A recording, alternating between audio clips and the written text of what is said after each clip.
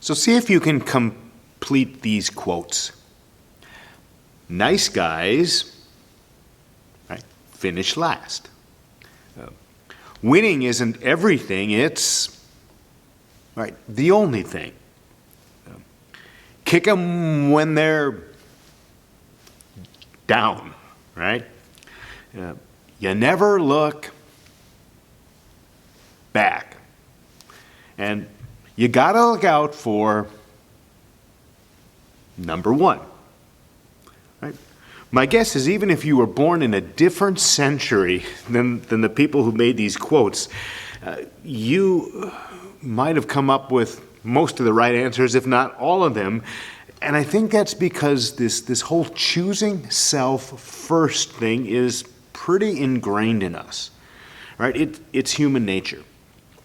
Competing with others, comparing ourselves to others, striving to get ahead, even if it happens to be at somebody else's expense, constantly hearing that inner voice that screams, me first, and sometimes me only, well, that really seems to be the way that we're hardwired.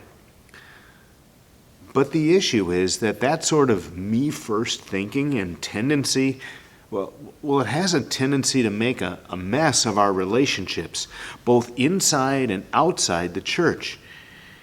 And the even bigger issue is that whole me first way of thinking, it's just not Jesus' way. But choose me first is really hard to overcome. Really hard.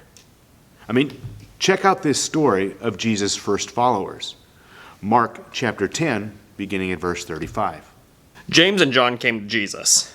They were the sons of Zebedee. Teacher, they said, we would like to ask you for a favor. What do you want me to do for you? He asked. They replied, let one of us sit at your right hand in your glorious kingdom. Let the other one sit at your left hand. You don't know what you're asking for, Jesus said. Can you drink the cup of suffering I drink? Or can you go through the baptism of suffering I must go through? We can, they answered. Jesus said to them, you will drink the cup I drink, and you will go through the baptism I go through. But it is not for me to say who will sit at my right hand or left hand. These places belong to those they are prepared for. The other 10 disciples heard about it. They became angry at James and John. Jesus called them together. He said, you know about those who are rulers of the Gentiles. They hold power over their people. Their high officials order them around. Don't be like that. Instead, anyone who wants to be important among you must be your servant. And anyone who wants to be first must be the slave of everyone. Even the Son of Man did not come to be served. Instead, he came to serve others. He came to give his life as the price for setting many people free.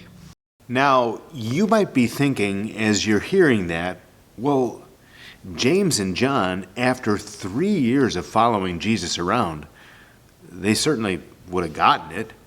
Certainly should have gotten it. Nope. Here's what they were probably thinking.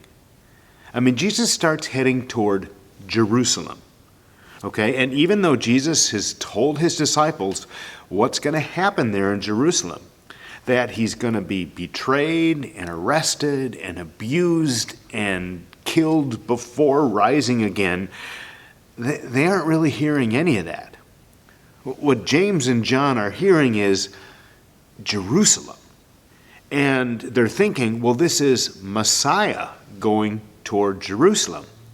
And Messiah is going to Jerusalem to restore the fallen glory of David's throne. And so James and John are what they're doing here is they're asking Jesus to push them to the front of the line. Right? To push them to the front of the line either for places of honor at his coming inauguration banquet that they're anticipating, or even better from their perspective, to push them forward in the front of the line to positions of power and prestige when Jesus actually starts bringing in this new world order that they're dreaming of.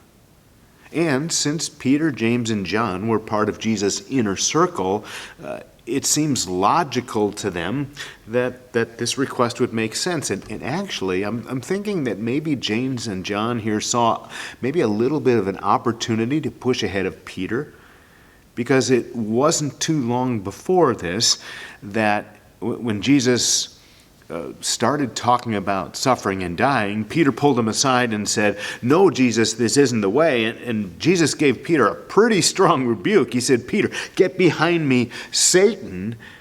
And so I'm thinking maybe James and John are thinking here, well, we've got an opportunity to push ahead even of Peter. And given that history, I'm guessing that they thought there was at least a possibility of Jesus seeing things their way. And I'm thinking they were prepared for a variety of responses from Jesus to their request, from, "Sure, you've earned it," to, "Well, maybe, let me think about it," or even, "Well, you're close, but you got a little more work to do." But Jesus responding to their question with a question of his own, I don't think they were ready for that one at all. Let me read it to you again. "You don't know what you're asking for," Jesus said. "Can you drink the cup of suffering that I drink? Or can you go through the baptism of suffering I must go through?" And Jesus actually phrased those questions in a way that was leading them to say, well, no. No, Jesus, I guess we can't. We weren't thinking straight. Sorry for being so presumptuous. Which is how, if they'd even paused to think about what Jesus was saying for even a moment, would be how they would have responded, because they knew that phrase, the cup of suffering, was an Old Testament image for God's anger and God's wrath and God's judgment against sin. Not just one sin, not just my sin, but all sin. And all sin of even the worst of sins of all time. Now, there's no way that I could handle that. No way they could handle that. No way anybody could handle that. That's why Jesus came to drink the cup of suffering himself, so we wouldn't have to. But James and John, they're just so focused on their own glory that they're pretty much clueless here. They're so blinded by ambition that when Jesus asked, can you drink the cup? Their response, well, without even missing a beat, "We can," they said. We can. Right.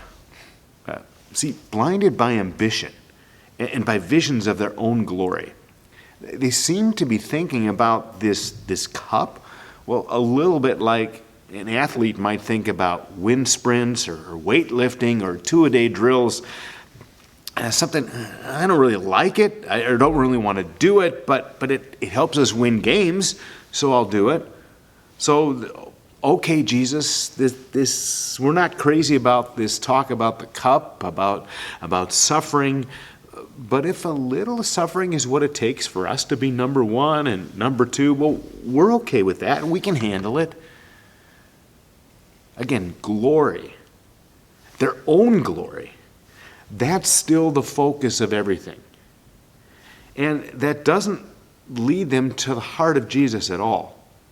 Instead, what it leads them to is, well, a wrong view of God and conflict with others.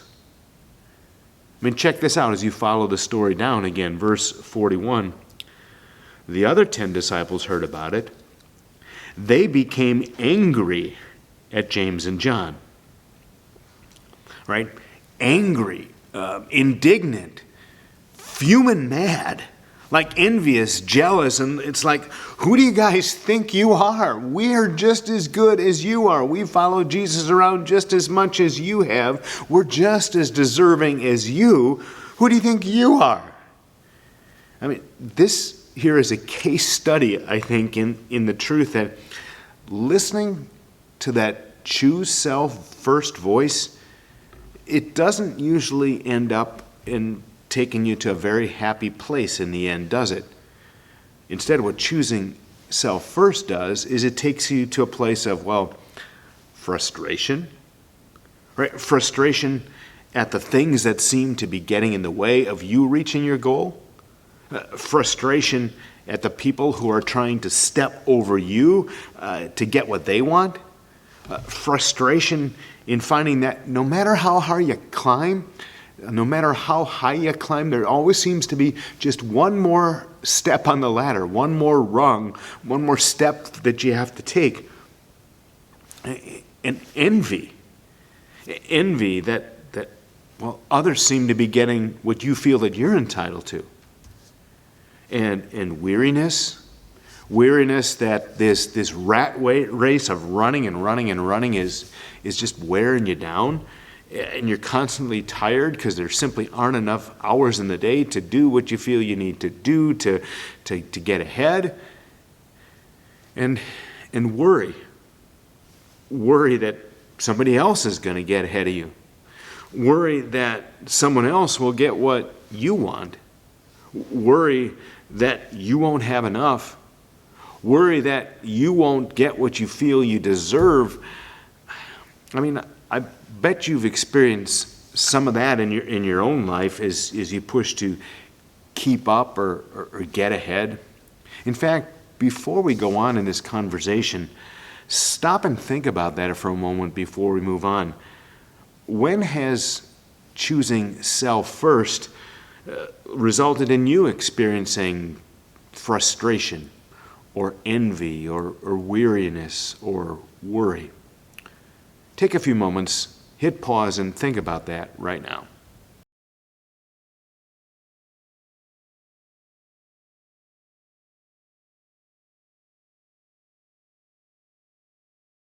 Frustration, envy, weariness, worry.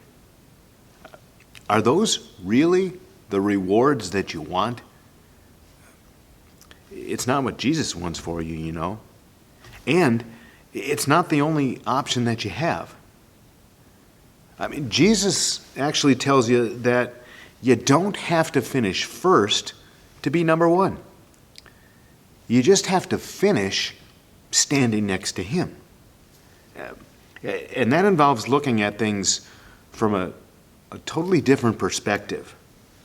From not a self-first perspective, but from a servant perspective. From a cross perspective. From Christ's perspective. Let me read you again what Jesus says here. Jesus called them together. He said, "You know about those who are rulers of the Gentiles. They hold power over their people. Their high officials order them around. Don't be like that. Instead, anyone who wants to be important among you must be your servant. And anyone who wants to be first must be the slave of everyone. Even the Son of Man did not come to be served. Instead, He came to serve others. He came to give His life as the price for setting many people free." I mean, Jesus puts a really vivid contrast before His disciples here. He talks about the Gentile rulers, and those Gentile rulers were characterized by pride and by power. So, a lot of times the Gentile rulers would strike these coins, and the coins would have their own images on them, and some of those coins actually bore inscriptions that said things like, "He who deserves adoration." Wow, talk about pride. And then power, exercising power.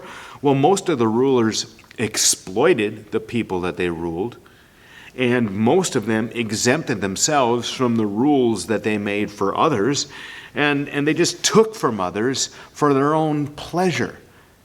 I mean, these rulers were living at the top of the me first food chain, and the people below them, probably most of them are looking up with envy and saying, "Boy, I wish I could have some of that spot for myself." And Jesus says, don't be like that. Don't be like that. Don't be exercising pride and power. Don't be like that. Instead, Jesus says, be like me. He continues here, even the Son of Man did not come to be served. Instead, He came to serve others. He came to give His life as the price for setting many people free. See, Jesus' way involves service and sacrifice. In fact, service and sacrifice, it's Jesus' whole life story. I mean, the God of heaven and earth was born as a baby and became a humble servant and went to a cross not to advance his own interests, but to look out for ours. And not to reap rewards for himself, but to purchase at the cost of his very life eternal rewards for us. And not to seek his own glory, but he endured the shame and the indignity of death on a cross so that we, who were covered with sin and shame, could instead be covered by his blood, and cleaned up and share in the glories of heaven. I mean, Jesus' ambition wasn't to put himself first. Jesus' ambition was to put us first by putting himself last. I mean, let that sink in. Jesus put us first by putting himself last and going to a cross, not only so he could free us from sin and death, but also so he could free us from the misery and the drudgery that the world's way of operating leads to. See, service and sacrifice are part of Jesus' nature. And Jesus wants service and sacrifice to become part of our nature too. Not only because our relationships work better that way, and they do, because, God's way always ends up being the best way, but also because our service and sacrifice in Jesus' name, it helps other people see what Jesus is like. And Jesus doesn't lead from behind. Jesus leads the charge from the front as someone who's already been where he's asking us to go. And that makes it a whole lot easier to follow, doesn't it? I like how Paul writes about it in his letter to the Philippians, chapter 2. Don't do anything only to get ahead. Don't do it because you are proud. Instead, be humble. Value others more than yourselves. None of you should look out just for your own good. Each of you should also look out for the good of others. As you deal with one another, you should think and act as Jesus did. In his very nature, he was God. Jesus was equal with God, but Jesus didn't take advantage of that fact. Instead, he made himself nothing. He did this by taking on the nature of a servant. He was made just like human beings. He appeared as a man, he was humble, and obeyed God completely. He did this even though it led to his death. Even worse, he died on a cross. So what Paul's saying there is Jesus is God, but he doesn't take advantage of that to get his way. Jesus is God, but he doesn't use that to avoid the cross that was necessary for our salvation. Jesus was God, but he doesn't use that power as God to set up a temporary kingdom on earth or to give himself some special accolades or to give his followers some special perks in this new world order, or even to slap some sense into his followers when they are projecting their own ideas of worldly power and glory onto him. No, Jesus uses his power to save. And Jesus uses his power to serve. He uses his power to save, and he uses his power to serve. And so Jesus willingly chooses service and sacrifice over self. And Jesus invites those who follow him to do the same, to choose others first instead of choosing self first, and to worry more about serving than about being served. But Jesus actually does more than invite you to do that. Jesus actually enables you to do that. See, when you humble yourself before him and when you ask for his help, Jesus actually kind of remakes you from the inside out. Gives you a new heart, a new spirit, kind of reboots that operating system, and gives you the power to serve and to sacrifice and to put others before yourself. Not perfectly, but a lot more frequently and a lot more consistently. Right? And when you do that, you're not being like everybody else anymore. You're being more and more like Jesus. And when that happens, well, not only do your relationships work better, because God's way is always the best and the wisest in the long run, you're also showing other people what Jesus is like and how Jesus' way is a better and more fulfilling way to live. Now, here's something practical to get you moving in that direction this week. Think about someone who's been a good example to you of Christ's service. And then ask yourself, well, what can I do to imitate them? And finally ask yourself, what's one way that I can serve someone in that way this week?